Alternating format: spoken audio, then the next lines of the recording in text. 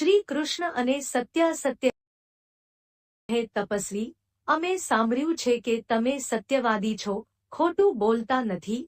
મહેરબાની કરીને અમને એટલું કહો કે અહીંથી પસાર થયેલા એ લોકો ક્યાં ગયા? મહાભારતના કર્ણ પર્વમાં એક કથા આવે છે. બે નદીઓના સંગમ સ્થાન પર કૌશિક નામનો એક બ્રાહ્મણ ઝૂંપડી બાંધીને રહેતો હતો. તે તેનું જીવન શાસ્ત્રમાં કરેલી આજ્ઞા પ્રમાણે જીવતો હતો. તે ચુસ્ત સત્યવાદી હતો. અસત્યનું તેના જીવનમાં કોઈ સ્થાન નહોતું.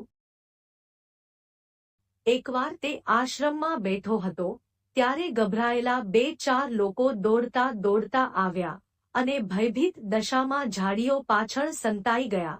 થોડીવાર પછી તેમની પાછળ પડેલા ડાકુઓ ત્યાં આવ્યા. તેમણે બ્રાહ્મણને કહ્યું, હે તપસ્વી, અમે સાંભળ્યું છે કે તમે સત્યવાદી છો, ખોટું બોલતા નથી. મહેરબાની કરીને અમને એટલું કહો કે અહીંથી પસાર થયેલા એ લોકો ક્યાં ગયા? ડાકુઓએ બ્રાહ્મણનું મન વિચલિત કરી નાખ્યું. જો ડાકુઓને ખોટું કહે તો અસત્ય બોલવાનું પાપ લાગે.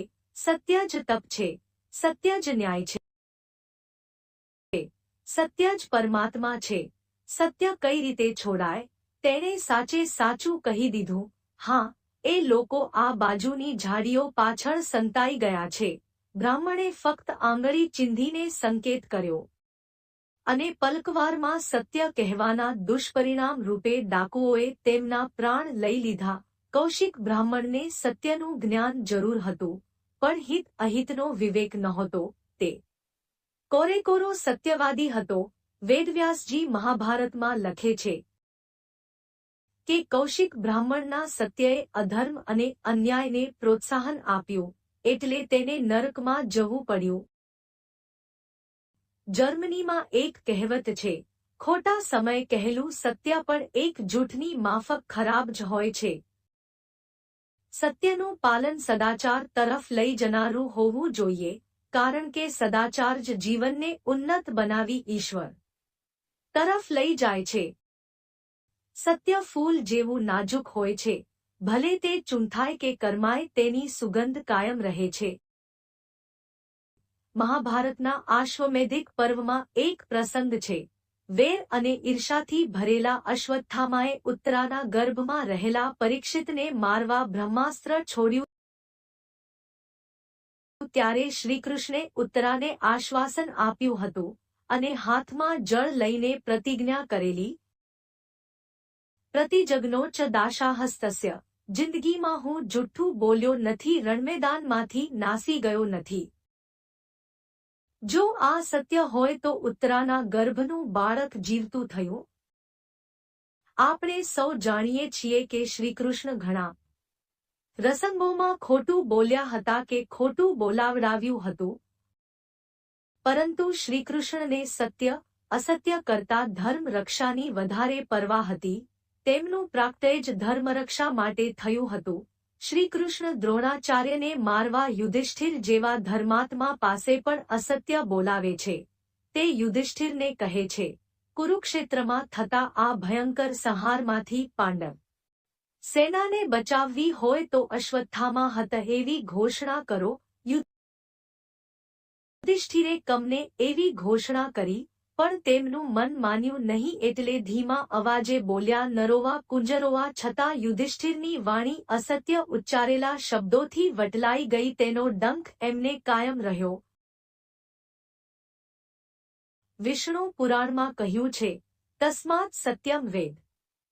આપણે એવું જ સત્ય બોલવું જોઈએ જે બીજાની પ્રસન્નતા અને સુખનું કારણ બને. સત્ય બોલીને બીજાને દુઃખ થાય એવા સત્ય બાબતે બુદ્ધિમાન વ્યક્તિએ મૌન રહેવું જોઈએ.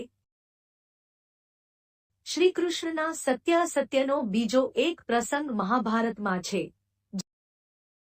જરાસંઘ મહાન સમ્રાટ હતો. તેના સમગ્ર પ્રભાવનું મૂળ તેના 2 સેનાપતિ હતા, હંસ અને ડિંભક. આ બંને જરાસંઘના મજબૂત હાથ હતા. હંસ અને ડિંભક જબરજસ્ત મિત્રો હતા. તેમની મિત્રતા નિસ્વાર્થી અને નિખાલસ હતી. શ્રીકૃષ્ણે તેમની મિત્રતા તોડાવી. તેમણે એક બનાવટી હંસ માર્યો અને એવી અફવા ફેલાવી કે હંસ મરી ગયો. આ વાત સાંભળતા જ ડિંભક હતાશ થઈ ગયો અને ભાવાનેશનમાં યમુના નદીમાં કૂદીને આત્મહત્યા કરી. હવે શ્રીકૃષ્ણ હંસ પાસે ગયા. તેને ઉશ્કેર્યો, તું કેવો મિત્ર છે? તારા મિત્ર ડિંભકે તારા મરવાની અફવા સાંભળીને નદીમાં કૂદકો મારી આત્મહત્યા કરી નાખી અને તું તારા લીધે તારો મિત્ર મર્યો છતાં તને કંઈ જ થતું નથી, સહેજે લાગણી થતી નથી. આવા મિત્ર વગર તું કેવી રીતે જીવે છે? શ્રીકૃષ્ણના આવા કટાક્ષમય શબ્દો સાંભળી હંસ પણ યમુના નદીમાં કૂદીને મરણ પામ્યો.